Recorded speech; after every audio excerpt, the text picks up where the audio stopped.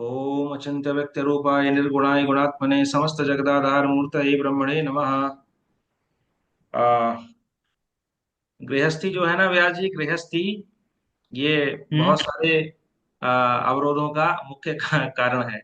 आज कक्षा में 8 मिनट का विलंब हो गया, तो थोड़ा सा उसमें नहीं, आप सभी से भी क्षमा प्रार्थी, आपको प्रतीक्षा करनी पड़ी।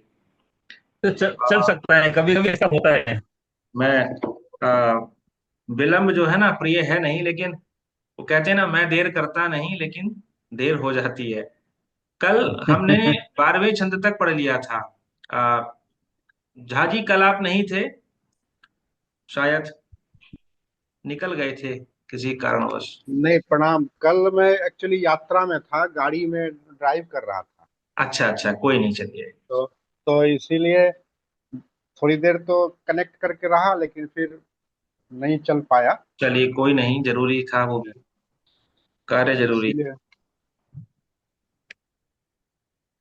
अभी जो आपने कहा ना, गृहस्थी, उसी चक्कर में मैं भी रहता हाँ हूँ ज्यादा। हाँ हाँ, बिल्कुल बिल्कुल वही है। कल कुछ लोगों की शंकाएं आई थी व्हाट्सएप के द्वारा, और शंकाएं आना स्वाभाविक है, शंका आनी चाहिए। अगर शंका आ रही है इसका मतलब है कि गंभीरता पूर्वक मनन किया जा रहा है, और रिकॉर्ड होने के बाद वीडियो बहुत लोग जो है वो आ, गंभीरता पूर्वक इसको सुन रहे हैं, समझ रहे हैं बृहद जातकम को। कक्षा में नहीं है लेकिन वो यूट्यूब के माध्यम से सुन रहे हैं। तो उन्होंने पूछा है कि ग्रहों के अनुसार जो वात पित्त कफ का जो विचार किया जाता है, उसका जो मूल है वो क्या है। तो ग्रहों के देखिए, नाड़ी, जब हम करते हैं विचार नाड़ी का, आदि मध्य और अंत, 3 प्रकार की नाड़ियां होती हैं। तो उसमें जो अश्विनी नक्षत्र है वो पित्त प्रधान है। इसी प्रकार जो भरणी नक्षत्र है वो कफ प्रधान है, और जो कृत्तिका नक्षत्र है वो वात प्रधान है। तो ये जो क्रम है, इसी से आदि मध्य और अंत्य नाड़ी का विचार हम लोग करते हैं। तो नक्षत्र ही इसके मूल में है। ठीक है। फिर एक एक शंका और की उन्होंने, लिख करके भेजा कि जैसे वो कहा कि विप्रादित्य, शुक्र और बृहस्पति को, विप्र आदि जो वर्णों में बांटा गया है, शुक्र और बृहस्पति को। तो बृहस्पति विप्र है, ये तो समझ में आता है, लेकिन शुक्र को भी विप्र वर्ण क्यों कहा, जबकि पीछे जो है कहा गया कि उनमें तो रजोगुण है ना, बृहस्पति में हम्म। सतोगुण है व्यास जी। तो बताइए, चर्चा करते हैं हम्म। थोड़ी सी, फिर उसके बाद आगे बढ़ेंगे। तो शुक्र जो है वो विप्र वर्ण के क्यों कहे गए, इसलिए कहे गए क्योंकि उनको भी आचार्यत्व मिला हुआ है, वो भी आचार्य हैं, विप्र हैं। किन के हम्म। आचार्य हैं? दानवों के आचार्य हैं, दैत्यों के आचार्य हैं। ठीक। और आचार्य हैं इसलिए उनको ब्राह्मण वर्ण का अधिकार मिल गया। तो अब ब्राह्मण वर्ण का अधिकार मिल गया, इसका मतलब ये नहीं है कि उनमें क्षत्रियोचित गुण नहीं विकसित हो सकते, रजोगुण नहीं हो सकता। सब में सब मिले हुए हैं, सब में सभी गुण मिले हुए हैं, लेकिन वो जो दर्शन का सूत्र है, प्रधान प्रधान्येन व्यपदेशा भवन्ति, प्रधानता के कारण ही नामकरण किया जाता है। तो जैसे परशुराम है, परशुराम विप्र वर्ण के हैं, है ना, लेकिन उनके अंदर क्षत्रियोचित गुण भी है, भरपूर मात्रा में है, सब प्रसंग बताने की आवश्यकता नहीं है। इसी प्रकार, तो ये ऐसे करके विचार हम करेंगे। दूसरा एक चिंतन यहां से पैदा हुआ कि जैसे कल हम लोग एक छंद पढ़ रहे थे, जो शार्दूल विक्रीडित छंद हमने पढ़ा था। ये द्रेष अंतिम जो चरण है, द्रेष काणै शिशिरादय शशुरुच शशुरुचज्ञक्वादिषु जशुवा। शिशिर आदि जो ऋतुएं हैं, उनके जो स्वामी हैं, स्वामित्व मिला है, वो क्रमशः शा शु रु च ज्ञ गु, गु माने गुरु, इन ग्रहों को मिला है। तो इसमें क्या कहेंगे? तो यहाँ पर शा जो आया है, उस शा से हम शशि का विचार क्यों नहीं कर रहे? प्रथम बात तो ये हुई, ये शंका व्यक्त की उन्होंने। तो व्यास जी, हम्म। शा से शनि का विचार किया हमने, शिशिर आदि ऋतुओं के जो स्वामी हैं वो शा माने हम्म। शनि, शु माने शुक्र इत्यादि जो ग्रह हैं इस प्रकार हैं।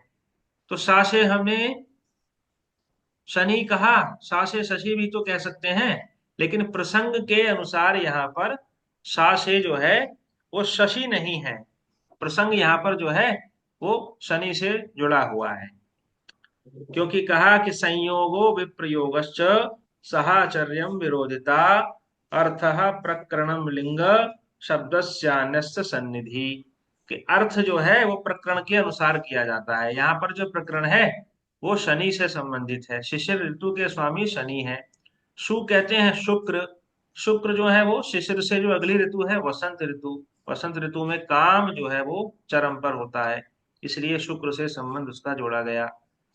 रू जो है यहाँ पर, रू से मतलब है रुधिर। भट्टोत्पल ने अपनी टीका में, कल ये विषय रह गया था शीघ्रता में, और मैंने यहाँ पर इसका प्रयोग आदित्य से किया। यद्यपि जो बादरायण का मत है, बादरायण ने अपने मत में कहा है कि ग्रीष्मथ प्रवदंति कुजारकौ, जो ग्रीष्म ऋतु के स्वामित्व मिला है वो कुज अर्क, कुज कहते हैं मंगल को और अर्क कहते हैं सूर्य को, दोनों को ही मिला है।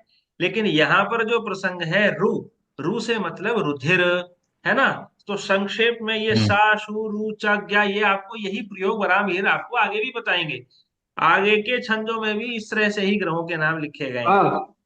तो क्या है कि रु माने रुधिर, रुधिर जैसे जो है, जो लाल है मंगल, वो ग्रीष्म ऋतु के स्वामी है।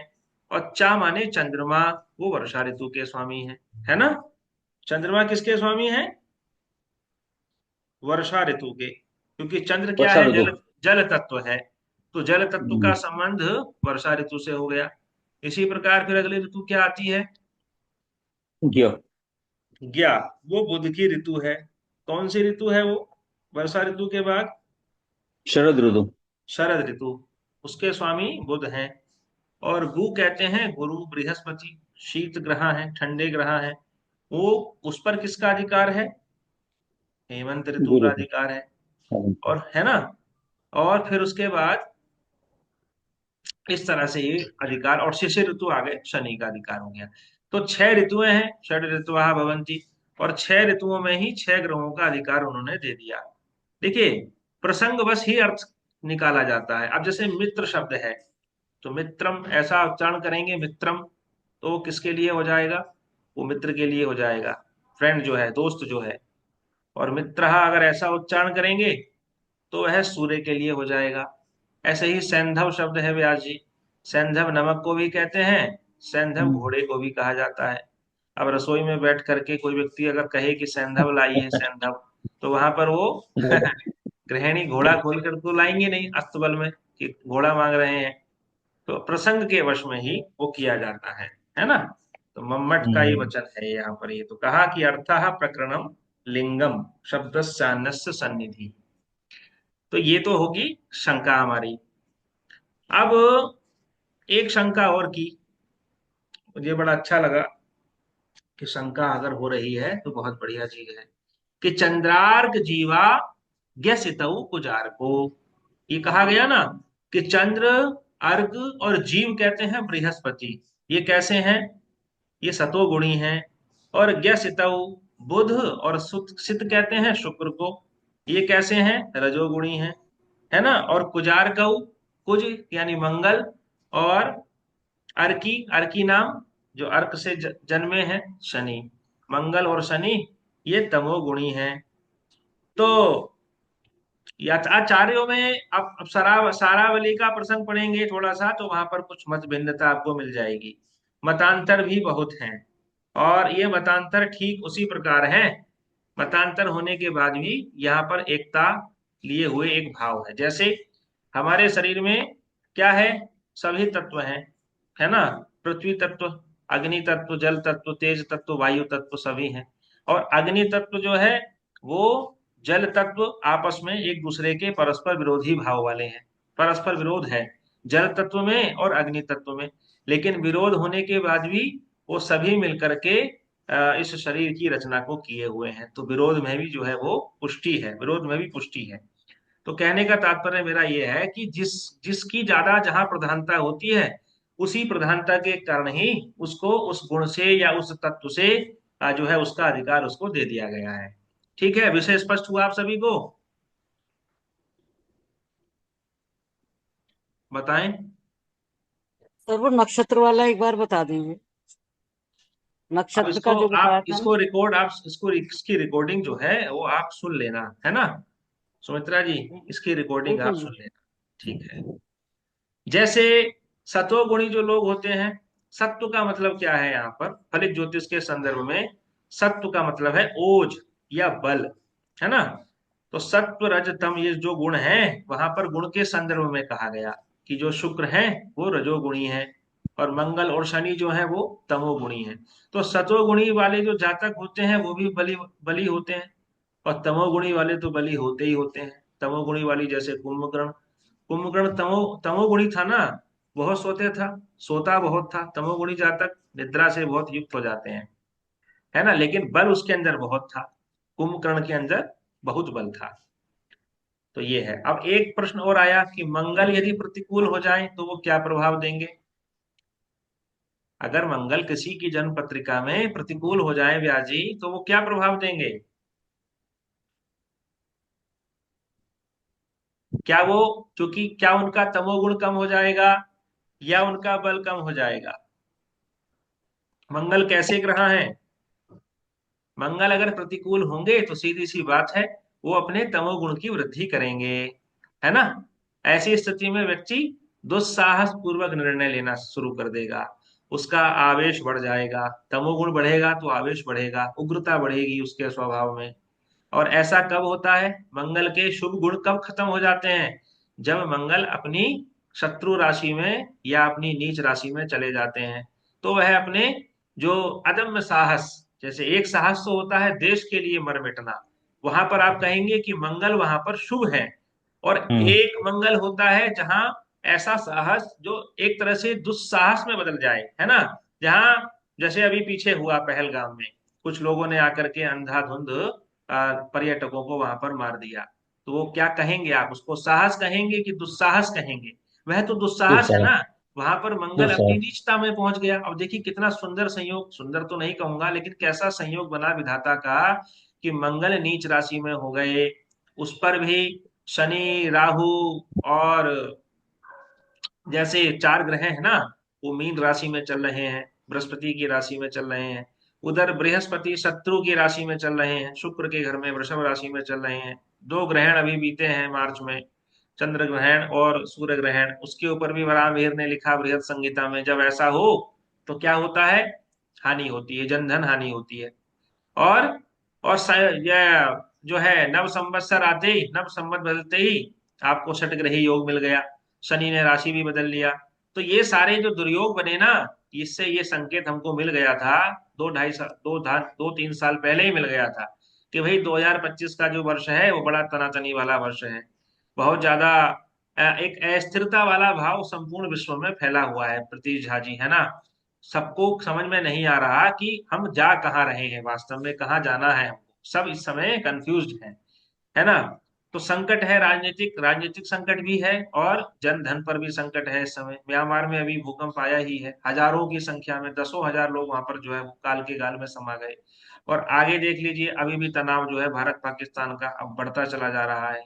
ये सब चीजें हैं। उधर रूस यूक्रेन भी चल रहा है, हमास इत्यादि का वो वहां भी हो रहा है ना? इसराइल का वहां चल रहा है। उधर अमेरिका में ट्रंप जी ने अपनी नीति घोषित कर दी है, सब एकदम जो है बौखला गए हैं। हर कंट्री कांप रही है इस समय, कैसा होगा क्या होगा। तो ऐसे जो अस्थिरता के जो हालात है ना, ये लगभग दिसंबर तक चलेंगे अभी। इसमें आप ये जान लीजिए दिसंबर तक कोई सुख चैन शांति मिलने वाली है नहीं इस समय। तो ईश्वर से कामना करिए, प्रभु से कामना करिए कि सब कुछ ठीक ठाक हो और बहुत अधिक हानि ना हो।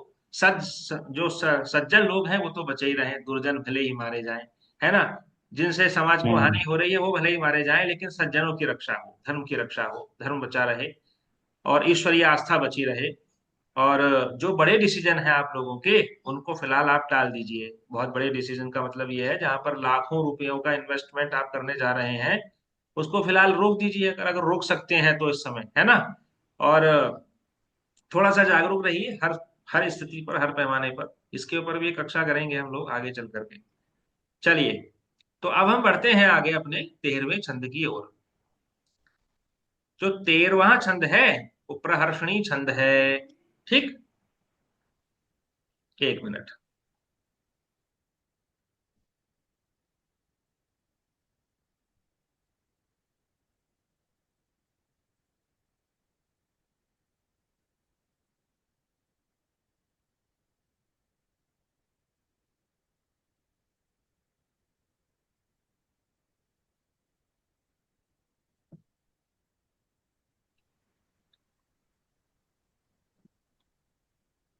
स्क्रीन दिख रही है आप सभी को?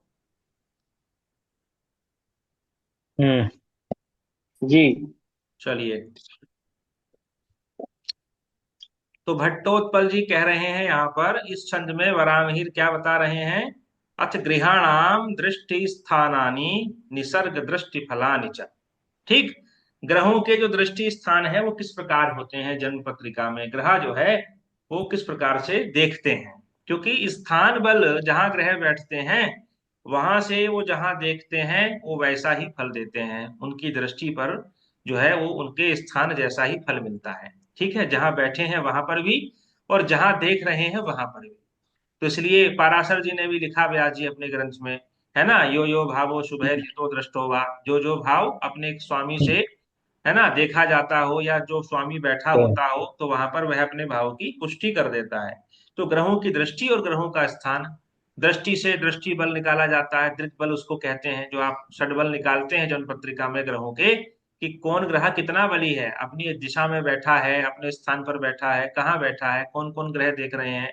तो यहाँ पर उसका विचार बता रहे हैं कि त्रिदश त्रिकोण चतुरस्र सप्तम अन्यवलोकयन्ति चरणाभिवृद्धिता रविजामरेज्यरुधिरापरे च ये क्रमशो भवन्ति किल वीक्षणेऽधिका त्रियाशारभिरमनजरगाः प्रहर्षिणीयम्। त्रिदश त्रिकोण चतुरस्र सप्तम अन्यवलोकयन्ति चरणाभिवृद्धिता। मतलब हुआ कि त्रिदश, तीसरी और 10वीं जो दृष्टि होती है उस उसको हम एक चरण कहते हैं। सभी ग्रह जो हैं वो तीसरी और 10वीं दृष्टि से एक चरण दृष्टि से देखते हैं। फिर कहा त्रिकोण, त्रिकोण नाम क्या होता है? पंचम और नवम भाव। जन्म पत्रिका में पंचम और नवम भाव को त्रिकोण कहते हैं। तो हर ग्रह जहां बैठा होता है वहां से पंचम और नवम भाव को देखता है दो चरण दृष्टि से। इसको दो पाद दृष्टि भी कहा जाता है, द्विपाद दृष्टि, यानी कि 50% दृष्टि हो गई, अब उसकी दृष्टि में बल बढ़ गया। और चतुरस्र, चतुरस्र की संज्ञा आपको बता दी है वराहमिहिर ने प्रथम अध्याय में ही, कि चतुरस्र भाव किसको कहते हैं, 4 और 8 का जो नाम है वो चतुरस्र है। तो हर ग्रह जो है वो चौथी और 8वीं दृष्टि से फिर एक चरण की वृद्धि और हो गई, यानी कि अब 3 चरण की वृद्धि, 3 चरण की दृष्टि से ग्रह जो है जहां बैठा होता है वहां से चौथे और 8वें भाव को देखता है। फिर लिखा आगे सप्तम, 7वीं दृष्टि से, और एक चरण की वृद्धि और कर दीजिए तो 4 चरण की वृद्धि हो गई, मतलब 25 25 25 25% कर दीजिए मिला करके, तो 100% हो गया।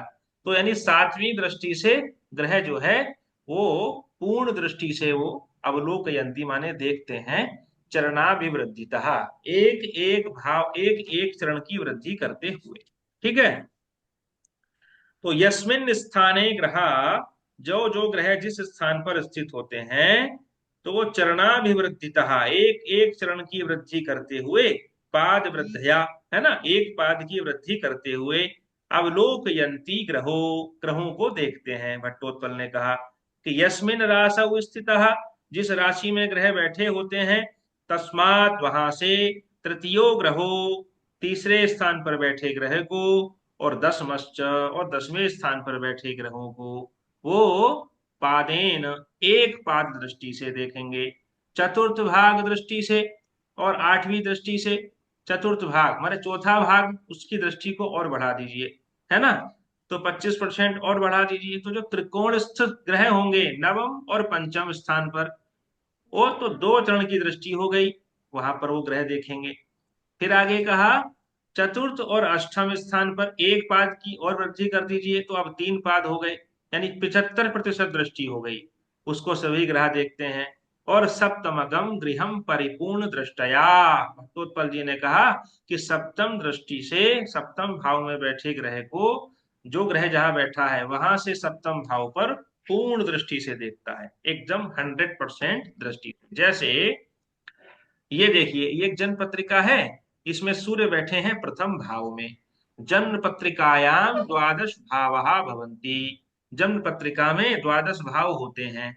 तो जहां सूर्य बैठे हैं, इस जो 12 खाने आप देख रहे हैं ना, ये तो जिस खाने में सूर्य बैठे हैं इसको प्रथम भाव कहते हैं। जो नए लोग जुड़े हैं उसको समझ लें कि जहां पर सूर्य बैठे हैं ये प्रथम भाव, यानी जहां पर 1 नंबर लिखा है। उसके बाद लेफ्ट की तरफ चलेंगे तो जहां 2 नंबर लिखा है ये द्वितीय भाव है। फिर उसके आगे जहां 3 लिखा है ये तृतीय भाव है। फिर जहां 4 लिखा है ये चतुर्थ भाव है। फिर पंचम भाव, षष्ठ भाव, सप्तम भाव पर जो आंख बनी हुई है, ठीक है। तो सूर्य जहां बैठे हैं वहां से 7वां जब गिनेंगे तो 7वां जो भाव आएगा वहां पर ग्रह जो है वो पूर्ण दृष्टि से देखेंगे। तो सूर्य का प्रभाव प्रथम भाव पर तो होगा ही होगा, वो सप्तम भाव को भी देख रहे हैं अपने घर से, तो वहां पर भी वो देखेंगे। इसको कहेंगे हम पूर्ण दृष्टि, सप्तम दृष्टि। तो आगे चलिए, 8वां भाव, नवम भाव, दसम भाव, एकादश भाव और अंत में 12वां भाव, तो ये द्वादश भाव जन्म पत्रिका में हो जाते हैं। अब यहाँ देखिए, यहाँ पर सूर्य चतुर्थ भाव में बैठे हैं, क्योंकि भाव की संख्या जो है वो फिक्स है। अभी सूर्य प्रथम भाव में बैठे थे, अब हमने सूर्य को चतुर्थ भाव में लिख दिया। जहां पर सूर्य बैठे हैं ये चौथा भाव है। वहां से जब 7वां गिनेंगे तो ये आएगा जहां पर ये आंख बनी हुई है, ये दसम भाव है।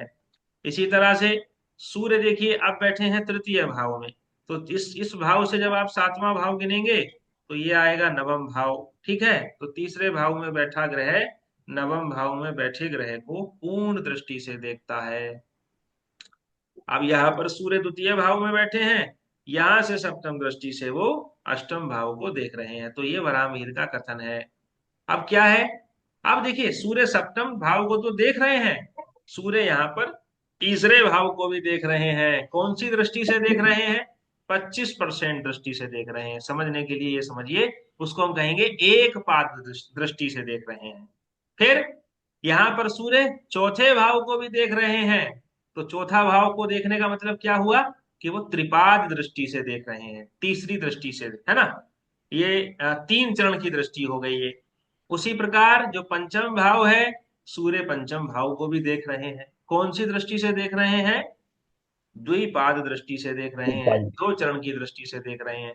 तो इन दृष्टियों से दृक बल निकाला जाता है। दृष्टि बल जिसको कहते हैं कि ग्रह जो है किस किस ग्रह की किस किस भाव पर दृष्टि पड़ी, तो कितना दृक बल मिला ग्रह को, भाव को।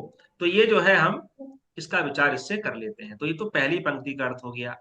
फिर आगे लिखा कि रविजा मरे जरुधिरा, रविजा रवे जायते, जो रवि से उत्पन्न हुए, रवि के जो पुत्र हैं, सूर्य के जो पुत्र हैं शनि, और अमरेज्य, अमर जो है, अमर कौन है? देवताओं को अमर कहते हैं। और इज्ज कहते हैं जो उनके पूज्य हैं, देवताओं के जो आचार्य हैं, अर्थात बृहस्पति।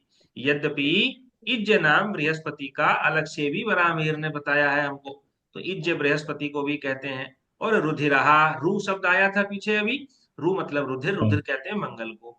तो ये बता रहे हैं रविजा मरेज्य रुधिरा परे चये क्रमशो भवन्ति किल वीक्षणेधिका, इनकी जो दृष्टि होती है, वीक्षण माने देखना, कि निश्चित रूप से ये दृष्टि इनकी अधिक होती है। अधिक का मतलब पूर्ण दृष्टि यहाँ पर इन तीनों ग्रहों की मानी जाती है। कैसे?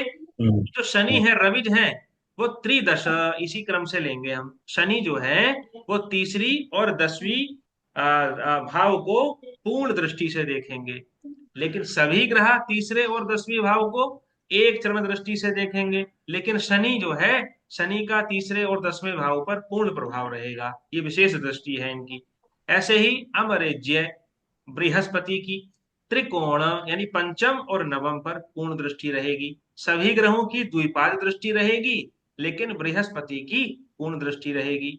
फिर आगे लिखा रुधिरा, रुधिर माने मंगल, मंगल की चतुरस्र यानी चौथी और आठवीं विशेष दृष्टि होगी, पूर्ण दृष्टि होगी। लेकिन सभी ग्रहों की वो तीन चरण दृष्टि होगी।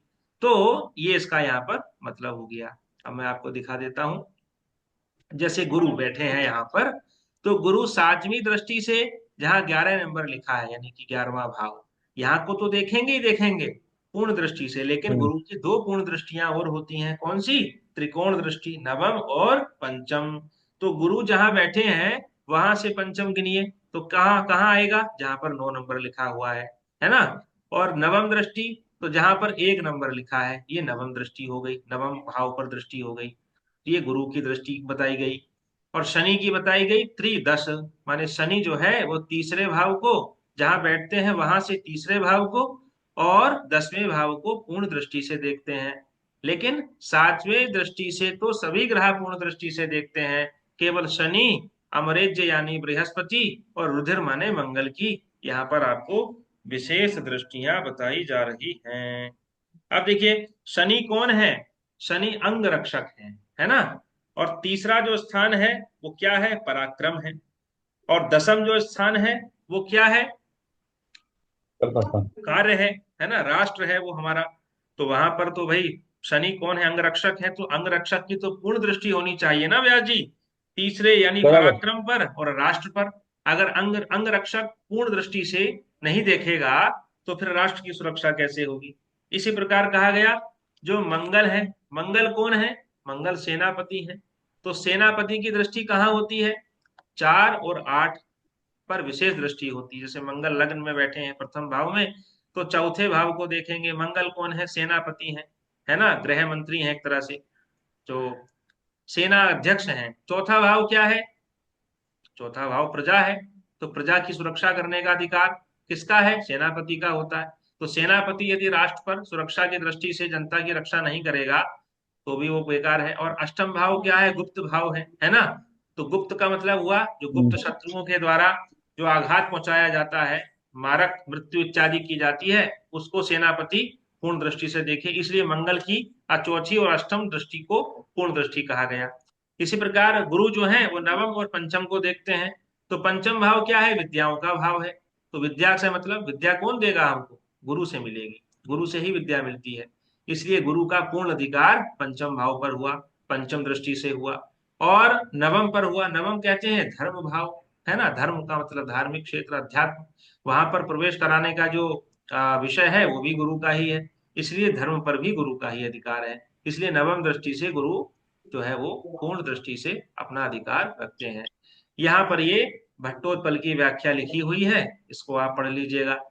त्रिदशेति यस्मिन स्थाने ग्रहा, जो ग्रह जिस स्थान पर स्थित होते हैं वहां पर बैठे हुए वो, तस्मात् त्रिदशादीनि स्थानानि चरणाभिवृद्धितः पाद वृद्धयावलोकयन्ति, वो एक एक चरण की, एक एक पाद की वृद्धि करते हुए देखते हैं। यानी सभी ग्रह तीसरे और 10वें स्थान को एक चरण दृष्टि से देखते हैं। फिर इस कहा आगे कि तृतीय दशमस्थु राशि यौ यौ तौ पादेन चतुर्थ भाग दृष्टया अवलोकयन्ति, चौथे भाव को भी देखते हैं, अष्टम भाव को भी देखते हैं। त्रिकोण स्थौ नव पंचम स्थान गता वृद्धि दृष्टया, ऐसे करके वो भावों को बढ़ाते चले जाते हैं। ठीक है, कोई नई बात नहीं है, वो बात मैंने आपको हिंदी में बता दी है। अब हम चलते हैं चौथे छंद की ओर। दोदक छंद में लिखा है इसको, दोदक छंद हम लोग पहले पढ़ चुके हैं। आयनक तो ये प्रहर्षणी छंद का, जी। प्रहर्षणी छंद का जो बंधारण है वो कौन सा है? प्रहर्षणी हम्म छंद का उदाहरण मैंने आपको नहीं बताया? नहीं, बंधारण, बंधारण मीन्स कितना वर्ण होता है? 13 वर्ण का यति छंद है कम, एक। हाँ हाँ, 13 वर्ण का कितना? छंद है, 13 वर्णों का। हम्म हाँ, और उसका वो बंधारण कैसे है? मस जैसा तक ऐसा वो है ना, कितना गण है? हाँ, मगन तक है त्रियाशा ऐसा? फिर मन जरगा। त्रियाशा यानी मगन आएगा पहले, तीनों मगन, हम्म तीनों गुरु हो जाएंगे। हम्म त्रियाशा, फिर लिखा नगण आएगा, फिर हम्म मन जरगहा, फिर जगण आ जाएगा। ठीक है, और फिर अंत में रगण आएगा और एक गुरु आ जाएगा। इस प्रकार प्रहर्षणी छंद बन जाएगा। मगण नगण हाँ, मगण नगण जगण रगण गुरु। रगण गुरु, मन हाँ, जरग। मन जरगा, है सर ना। छंद का नाम त्रियाशाभिर्मन जरगा प्रहर्षणीयम। चलिए, प्रहर्षणी है सर, कौन सा चंद्र का नाम? प्रहर्षणी।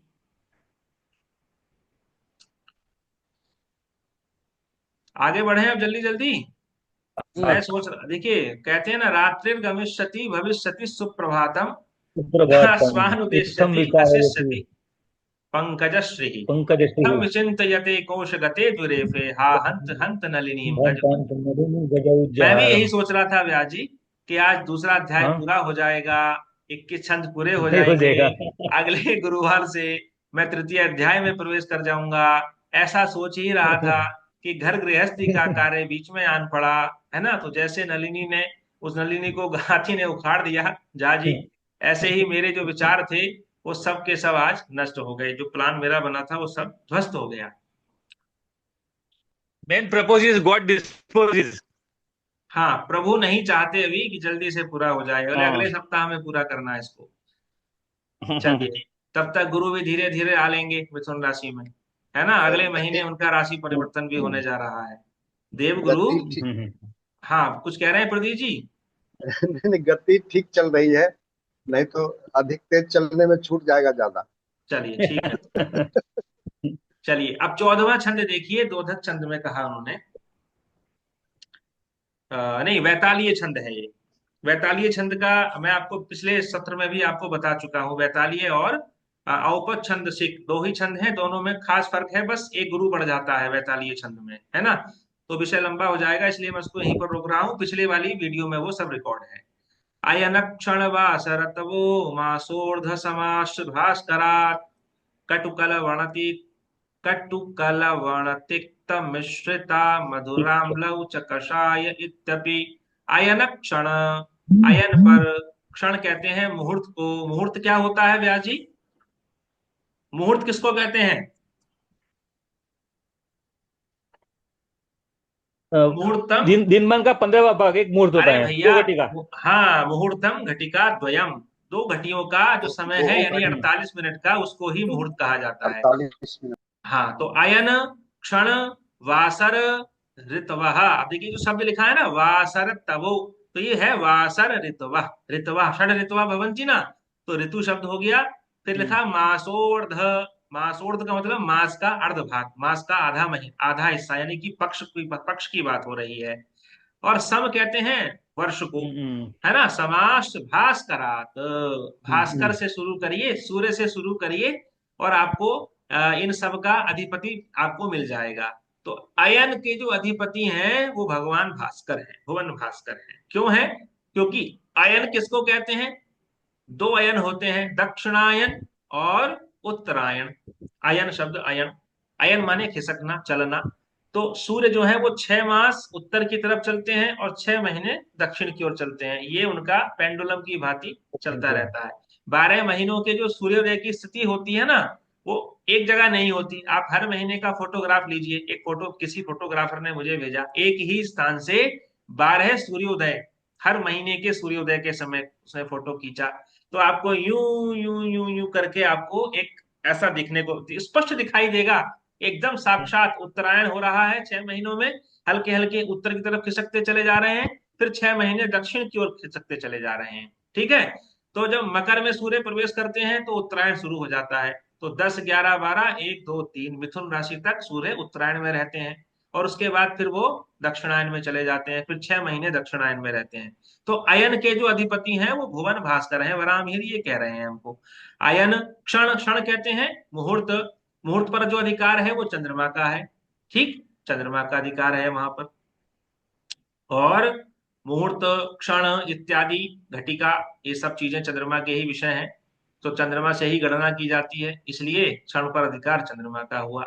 फिर लिखा वासर। वासर कहते हैं दिन को। ठीक है, मंगल उसके अधिपति हैं। फिर आइए ऋतुवाह। ऋतु, ऋतु जो है उस पर बुध का अधिकार है। ठीक, 2 मास की एक ऋतु होती है, ये हम पढ़ चुके हैं पिछले छंदों में। शिशिर ऋतु कैसे होती है, वसंत ऋतु कैसे होती है, वो विषय हम यहाँ पर नहीं जा रहे। और मासोर्ध, मासोर्ध कहते हैं मास का आधा हिस्सा। एक मास 30 दिवसों का होता है, तो उसका आधा हिस्सा 15 तिथियों का, 15 दिन का जो हुआ, 30 तिथियां होती है ना, शुक्ल पक्ष की 15 और 15 ही कृष्ण पक्ष की, तो इनसे एक महीना बन जाता है। तो जो आधा महीना यानी पक्ष है, उस पर किसका अधिकार है? शुक्र का अधिकार है। ठीक। मास, और फिर लिखा अर्ध। हाँ, मास पर जो अधिकार है वो गुरु का है, और मास आर्ध, उस पर किसका अधिकार है? शुक्र का अधिकार है, आधे महीने यानी पक्ष के ऊपर। पक्ष जो है शुक्ल पक्ष और कृष्ण पक्ष होते हैं। आपको एक बात बता दूं, प्राचीन, ज्यादा पुरानी नहीं कह रहा, लगभग 30-40 वर्ष पुरानी जो आप जन पत्रिकाओं पत्रिकाओं को देखेंगे पुराने लोगों के द्वारा बनाई हुई, तो वहां शुक्ल पक्ष के स्थान पर शुदी मिलेगा, शुदी। और कृष्ण पक्ष के स्थान पर हम्म। बदी मिलेगा, बदी शुदी, ऐसे शब्दों का प्रयोग आप पाएंगे। तो शुदी कहते हैं शुक्ल दिवस जिसमें चंद्रमा बढ़ता है, और बदी कहते हैं कृष्ण दिवस को जिसमें चंद्रमा घटता चला जाता है। तो पक्ष पर जो अधिकार है वो शुक्र का है। और फिर लिखा समाश्च, और सम, सम माने वर्ष पर जो वर्ष का अधिकार है वो शनि का है। ठीक है, तो यहाँ पर ये गुजरात बता दिए। गुजरात में सर, गुजरात में भी सूद और वधी बोलते हैं। हाँ, शुद्धि वधि का प्रयोग किया जाता है, पहले किया जाता था, हम्म। अब वो बंद हो नहीं नहीं, गया है अभी भी प्रयोग किया जाता करना। है। अभी भी कर अभी देते भी हैं किया इसका। जाता है। ठीक है, तो इसका प्रयोजन क्या है भाई? ठीक है, इसका प्रयोजन क्या है?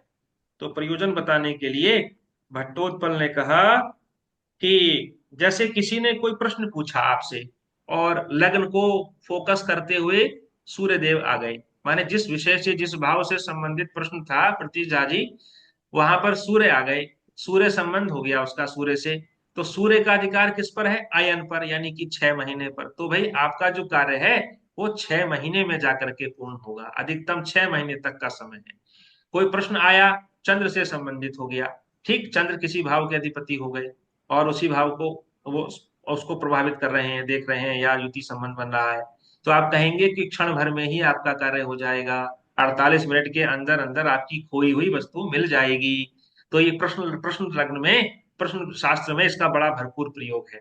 ऐसे ही गुरु से संबंधित प्रश्न बन गया तो 1 महीने में होगा, शुक्र से बन गया प्रश्न तो 15 दिन के अंदर होगा, और शनि तो विलंब कराते ही हैं। अगर शनि का किसी विषय से संबंध बन जाए तो हम कहते हैं कि आपका कार्य बहुत विलंब से होगा, है ना, बहु विलंबेन जायते। तो ऐसा करके प्रश्न शास्त्र में इसका विचार किया जाता है। और गर्भाधान हो गया किसी स्त्री का, ठीक, तो बच्चा कब पैदा होगा आप वो दिन भी निकाल सकते हैं। उसका गर्भाधान लग्न के आधार पर निकलता है। वो जब गर्भाधान किया जाता है तो जिस लग्न में किया जाता है, अब तो खैर कोई समय नोट नहीं करता, अब तो सब खेल कूद में ही गर्भाधान हो जाता है। 1.5-2 महीने के बाद जाकर के पता चलता है कि कुछ हो गया है, चीजें रुक गई हैं। लेकिन पहले तो गुरुओं के मार्गदर्शन में जाकर के पूछ करके कि कब किस समय गर्भाधान करें, तब जाकर के वो यज्ञ की भांति, जैसे यज्ञ करते हैं ऐसे ही एक नई संतान को आप जन्म देने जा रहे हैं, तो ये यज्ञ कार्य है, ये संस्कार है, ये भी एक। तो ये किया जाता है। अब ये संस्कार नहीं हो रहा प्रतीश झा जी, बंद हो गया है ये गर्भाधान संस्कार, है ना। कुछ ही जो सांस्कृतिक जो गुरुकुलीय या अपने उस तरह की परंपराओं से जुड़े हुए हैं, वहीं पर ये विषय है। चलिए अब आगे बढ़ते हैं। अब रस पर अधिकार बताया जा तभी रहा है। तभी रस जो तो होते हैं, रस, है ना, रस का मतलब वाले रस नहीं तभी जो काव्य में रस कहे गए, श्रृंगार रस, करुण रस इत्यादि की बात नहीं हो रही। यहाँ पर जो आयुर्वेद के रस हैं, जैसे कड़वा, मीठा, खट्टा, इन रसों पर किन ग्रहों का अधिकार है, अब वो बता रहे हैं इसमें कि कटुक लवण तिक्त मिश्रिता मधुराम्लौ च कषाय इत्यपि। कटुक कहते हैं कड़वा, कड़वी चीज पर जो अधिकार है वो सूर्य का है। कड़वी चीज जैसे करेला इत्यादि, वो सूर्य के अधिकार में आती है। लवण कहते हैं, लवण माने नमक मिश्रित नमकीन चीजें जो होती हैं, वो चंद्रमा के अधिकार में आती हैं। ठीक। और तिक्त, तिक्त माने जो तीखी चीजें होती हैं, जैसे मिर्च है ना, लाल मिर्च एकदम सटक जाए आदमी तो धुआं निकल जाए कान में से भी, वो मंगल के अधिकार में है। मंगल चटपटे ग्रह हैं, तीखे हैं बिल्कुल, अग्नि तत्व से भरे हुए हैं। हरी मिर्च, लाल मिर्च में भी तो अग्नि तत्व ही है। और मिश्रिता, और मिश्रित जो रस है, मिला जुला रस, उस पर बुध का अधिकार है। बुध भी अपने आप में रंगीन मिजाज के ग्रह हैं, है ना, वो बिल्कुल हास विनोद करने वाले, मिले जुले। उनके उनके रस भी ऐसे ही हैं, जैसे एक गिलास में आपने शिकंजी बनाई, उसमें मीठा भी घोल लिया, थोड़ा सा नमक भी डाल लिया, थोड़ा सा कोई और रस भी डाल दिया, ठीक है, कुछ और चीज मिला दी और उसको आप पीजिए, आनंद लीजिए उसका, तो ऐसा जो मिश्रित रस हो वो बुध का है। फिर आगे लिखा, आ, क्या है आगे, दिख नहीं रहा, ये क्या हो गया, मधुर, मधुर। मधुर आम्ल। मधुर। हाँ, मधुर मधुर अम्ल। आम्ल चा, दो शब्द हैं इसमें, मधुर और अम्ल, द्विवचन में प्रयुक्त किया गया ये शब्द। तो मधुर कहते हैं मीठे को, मीठी जो रस है, मीठा, उस पर बृहस्पति का अधिकार है, मीठी वस्तुओं पर। हम्म। और अम्ल, अम्ल का मतलब जो खट्टी चीजें हैं पता। पर शुक्र का अधिकार है। और कषाय, कषाय का मतलब जैसे कसाई को क्या कहते हैं, जैसे आपका आंवला होता है, आंवला कसेला, है ना, तो जो कसेला रस कसेला है, कसेला। कसेला रस है, उस पर शनि का अधिकार है। तो ग्रहों की जो प्रकृति है, जो अब तक आपने ग्रहों की प्रकृति पढ़ी, उसी के अनुसार ये बताया जा रहा है यहाँ पर। तो गर्भाधान समय में जो ग्रह बलवान होता है, उस ग्रह के रस का भोजन गर्भिणी स्त्री ने किया है। इस प्रकार इसका विचार इसमें हम लोग कर लेते हैं। या गर्भिणी ने किस रस का सेवन ज्यादा किया है, आप ये भी बता सकते हैं इसके आधार पर। ये विषय आगे आएगा, सूती का अध्याय जब हम लोग पढ़ेंगे कि कोई बच्चा पैदा हुआ, उस समय उसके पास कितनी स्त्रियां थीं, ठीक है, कितने द्वार थे उस कक्ष के अंदर, वो द्वार भी किस दिशा में था। तो ये चीजें क्या हैं, ये सब टाइम रिएक्टिफिकेशन जो चल रहा है आजकल, कि जन्म समय शोधन करना, कि व्यक्ति का जब जन्म हुआ व्यास जी, तो उस समय कितनी महिला, क्योंकि पहले हम्म। घर में जन्म हुआ करते थे, तो जन्म का समय इधर उधर हो जाता था, है ना, दाई इत्यादि जब बच्चा बाहर निकालती थी तो बताती थी कि भाई इतने बजे पैदा हुआ, हम्म। जबकि उसमें कुछ मिनटों का, कुछ सेकंडों का फर्क हो जाता था। तो उसकी पुष्टि करने के लिए कि वास्तव में जन्म समय वही है कि नहीं है, तो ये विचार हम लोग इसमें करते हैं। बरामीर बताएंगे आपको अगले अध्याय में कैसे करेंगे उसका विचार। ये हो गया, ये छंद आपको समझ में आ गया। ऐसे ही आ, ये सब चीजें आपको कर लेनी है। चलिए, अच्छा, ऊपर जो मैंने आपको बताया प्रश्न लगन में, ये यात्रा पर भी इसका विचार किया जाता है। कोई जातक गया है यात्रा में, बाहरी यात्रा पर, लंबी यात्रा पर, और रास्ते में सूचना मिली कि कुछ गड़बड़ी हो गई है, अब वो कब लौटेगा, घर वाले चिंतित हो गए हैं। अब गया वो दैवज्ञ के पास, प्रश्न किया कि भाई जो यात्री गया है वो कब वापिस आएगा। तो वहां देखिए आप, प्रश्न लगन में कौन सा ग्रह बलवान है। सूर्य बलवान है तो 6 महीने में आएगा, शनि है तो एक एक वर्ष में आएगा। जो अपनी अपनी अभी ग्रहों का समय पड़ा है उसके अनुसार इसका फलित कथन करेंगे। तो मैं समझता हूं इस 14वें छंद में किसी को कोई समस्या नहीं होगी। चलिए आगे बढ़ते हैं। 15वां छंद है, ये तो शार्दूल विकृति लग रहा है ना। जीवो जीव बुधौ सितेन्दु तनयौ व्यर्का विभौ महक्रमात् इंद्वार्का विक, विकुजेन्दुना विक, विक, कनेक्शन कट गया बीच में। मेरी आवाज आ रही है? खंडित आवाज आ रही है। जीवो खंडित जीव, वाणी। हाँ, जीवो जीव बुधौ सितेन्दु तनयौ व्यर्का विभौ महक्रमात् इंद्वार्काविकुजेन्दुना विक, विक, विकुजेन्दुनाश्च सुहृदा नाश्च सुहृदः केशवं मतम्। तेषाम्। सत्योक्ते सुहृदस्त्रिकोणभवनात् स्वात् स्वान्त्यधीरमपा स्वच्चायुः सुखपार्श्वलक्षणविधेर् नान्यैरविरोधादिति। यहाँ पर शत्रुता और मित्रता का विचार बताया जा रहा है, कौन ग्रह किसका शत्रु होता है और किसका मित्र होता है। शत्रुता मित्रता जो है वो प्रकृति के गुरुजी श्लोक नहीं दिख रहा है। है। श्लोक नहीं दिख रहा है। श्लोक नहीं दिख रहा है। अच्छा,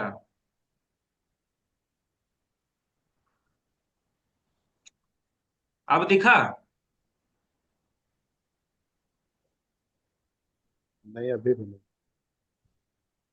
आ, नहीं आ रहा सर। आएगा, प्रतीक्षा करिए।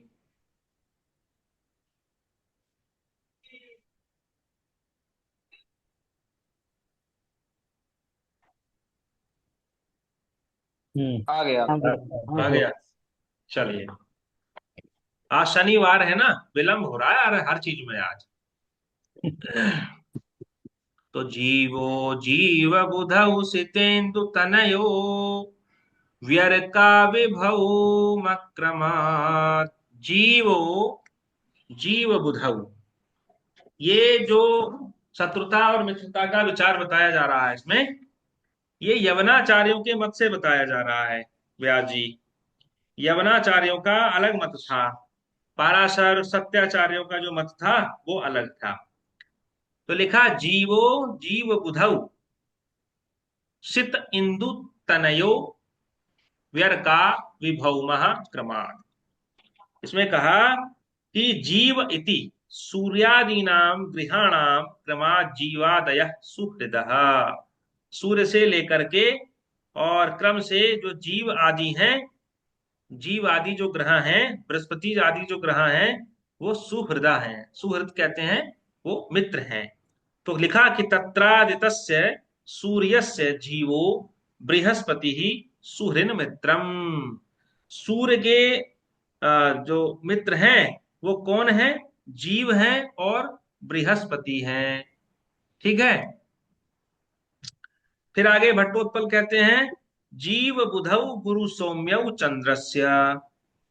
ठीक, जीव और बुध गुरु सौम्यौ चंद्रस्य। इसका मतलब हुआ कि चंद्रमा के जो मित्र हैं वो बुध और गुरु हैं। फिर आगे लिखा सितः शुक्रः इंदु तनयो बुधः एतौ भौमस्य। भौम, भौम के जो मित्र हैं वो कौन है? बुध के, मंगल के, भौम के मित्र हैं चंद्रमा और शुक्र और बुध हैं। फिर आगे बताए बुध के इंदु तनयो बुधः एतौ भौमस्य। विगतर्को सूर्यो येभ्यः ग्रहेभ्यस्ते सूर्यवर्जिता सर्व एव बुधस्य। बुध के जो मित्र हैं वो कौन है? सूर्य को छोड़ दीजिए आप। विगता अर्कः शब्द है इसमें, विगता अर्कः। तो विगत हम्म। माने उसको हटा दीजिए, बाकी जो ग्रह बचे चंद्रमा मंगल गुरु शुक्र शनि ये सब मित्र हो जाते हैं। और बृहस्पति के जो मित्र हैं वो मंगल को छोड़ दीजिए। तो ये जो परिपाटी बता रहे हैं वो कह रहे हैं आगे कि केशांच देवम वतम। कुछ ऐसे आचार्य हैं, देवज्ञ हैं, जो इस प्रकार मित्रता और शत्रुता का विचार करते हैं। वराहमिहिर ने यहाँ पर अन्य आचार्यों के मत का समर्थन तो नहीं किया, लेकिन उनके मत को प्रकट किया कि जो कुछ यवनाचार्य हैं वो इस प्रकार से इनको मानते हैं। टेबल आपको दिखा देता हूं मैं। ये यवनाचार्यों का मैत्री चक्र है। सूर्य के मित्र कौन है? गुरु हैं केवल। और चंद्रमा मंगल बुध शुक्र शनि, इनको यमन आचार्य व्यास जी शत्रु मानते थे और उसी प्रकार से वो फल कथन भी करते थे। हम्म। चंद्रमा के बृहस्पति हैं और बुध हैं। आप भी करके देखिए, शोध कार्य हो सकता है यमन अपनी बात में सहमत हो, लेकिन केशांचित कहकर के वराहमिहिर ने ये कह दिया कि मैं इनके मत से सहमत हम्म। नहीं हूं। पहले भी उन्होंने कहा है, कुछ आचार्य ऐसा कहते हैं। के चित्तु हो राम प्रथमम भपस्य, उन्होंने पीछे देशकाल के मत को भी बताया था हमको, है ना। तो यहां पर हम्म। उन्होंने इसको स्वीकार नहीं किया। अब वो कह रहे हैं कि सत्योक्त सुहृद त्रिकोण भवनात् स्वात् स्वांत धीर मपहा। सत्योक्ते, सत्याचार्य ने जो उक्त किया, जो बताया, उनके अनुसार जो सुहृद होते हैं, जो मित्र होते हैं, वो त्रिकोण भवनात्, वो प्रत्येक ग्रह के त्रिकोण स्थान से, स्व माने दूसरे, अंत माने 12वें, धी माने पंचम, धर्म माने 9वें, पहा है ना इनके अधिपति, और स्वच्छ आयु और अपने उच्च स्थान के अधिपति वहां से, और आयु कहते हैं अष्टम स्थान के अधिपति, और सुख पहा माने चतुर्थ भाव के अधिपति जो होते हैं, प्रत्येक ग्रह के मूल त्रिकोण के स्थान से, वो सब कैसे होते हैं? वो सब उनके सुहृद होते हैं। इसको पराशर ने भी अपने उसमें स्पष्ट किया था। ये छंद हम लोगों ने पढ़ा था 2024 में, जब बृहद पाराशर हम लोग पढ़ रहे थे। उन्होंने क्या कहा? महर्षि पराशर ने यही कहा जो सत्याचार्य का मत है। त्रिकोणात स्वात सुख स्वांत धी धर्मायु स्वतुंगपा सुहृदो रिपवश्चान्ये समासोभय लक्षणा। माने किसी भी ग्रह के त्रिकोणात यानी त्रिकोण स्थान से, ठीक, स्वात अपने त्रिकोण स्थान से, सुख यानी चौथे भाव के अधिपति, स्व यानी हाँ स्व कहते हैं द्वितीय भाव को, दूसरे भाव के अधिपति, अंत कहते हैं अंतिम भाव जो है यानी 12वां उसके स्थान के स्वामी, और धी कहते हैं पंचम भाव, बुद्धि का भाव है वो, और धर्म कहते हैं नवम भाव नवम स्थान, आयु कहते हैं अष्टम भाव, और स्व तुंगपा और अपने उच्च स्थान के जो स्वामी होते हैं ये सब उनके मित्र होते हैं प्रत्येक ग्रह के। जैसे हम सूर्य पर विचार करें, ये आगे बताएंगे आपको भी, तो जैसे सूर्य की जो मूल त्रिकोण राशि है वो क्या है, सिंह है। अब सिंह राशि से आप देखिए, सिंह राशि से दूसरी राशि कौन सी होती है, कन्या होती है। तो कन्या राशि के स्वामी कौन हुए, बुध, मित्र हो गए इस दृष्टि से। फिर आप चलिए चौथी राशि, तो सिंह से चौथी राशि कौन सी होती है, मंगल होती है। तो मंगल चौथी राशि के स्वामी कौन है, मंगल है, तो मंगल मित्र हो गए। फिर देखिए अंतिम राशि सूर्य से, सूर्य की मूल त्रिकोण राशि से जो अंतिम राशि है वो कौन सी है, सिंह से 12वीं राशि कौन सी है, कर्क की है, तो कर्क के स्वामी चंद्रमा मित्र हो गए। इसी प्रकार धी यानी पंचम, सिंह राशि से पंचम राशि कौन सी है, 5 6 7 8 9, गुरु की राशि है धनु, धनु के स्वामी गुरु हैं, तो गुरु भी मित्र हो गए। फिर धर्म, धर्म कहते हैं नवम भाव को, पंचम से सिंह राशि से 9वीं राशि गिनिए कौन सी आएगी, एक मंगल की राशि आएगी, तो मंगल मित्र हो गए।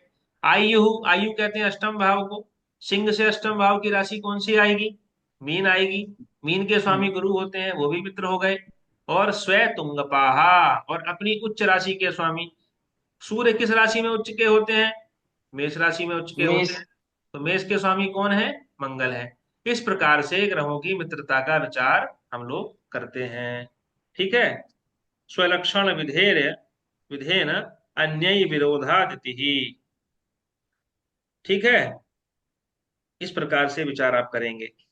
अब देखिएगा, ये सत्याचार्य का मत है, महर्षि पराशर से लेकर के और अन्य सभी आचार्यों ने इसी मत का अनुकरण किया है और आज भी यही मत प्रचलित है, ठीक है। ये जो यवनाचार्यों का मत था इसको छोड़ दिया उन्होंने, इसको नहीं माना। अब इसकी व्याख्या है अगले 16वें 17वें छंदों में कि किस प्रकार से प्रत्येक ग्रह की मित्रता शत्रुता का विचार करेंगे, आधार यही रहेगा। तो इस विषय को आज यहीं छोड़ देते हैं, 9 बज गए हैं, शनि से ज्यादा वैर करना ठीक नहीं है उनसे, है ना, उनसे ज्यादा जोर जबरदस्ती नहीं करनी चाहिए। वैसे भी वो इस समय जो है वो मीन में है। अब कोई शंका आपकी हो तो आप पूछ लीजिए भाई। तो उदासीन की भी बड़ी एक अच्छी महिमा है, उत आसीन, है ना, उत माने उठे हुए, आसीन मतलब जहां बैठे हुए हैं आप वहां से उठ गए हैं, आप नीचे कहीं झगड़ा हो रहा था ब्याजी, वहां से आप उठ करके ऊपर चले गए, यानी झगड़े से और मित्रता से, मित्रता शत्रुता से अब आप ऊपर उठ गए।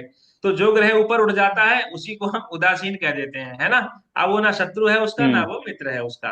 तो ये 16वें छंद में जब हम अगली बार गुरुवार में आएंगे, गुरुवार शुक्रवार शनिवार को अब हम पूरा कर देंगे। शनिवार के आने से पहले ही पहले गुरुवार और शुक्रवार में ही द्वितीय अध्याय की ये हमारी पूर्ण आहुति हो जाएगी।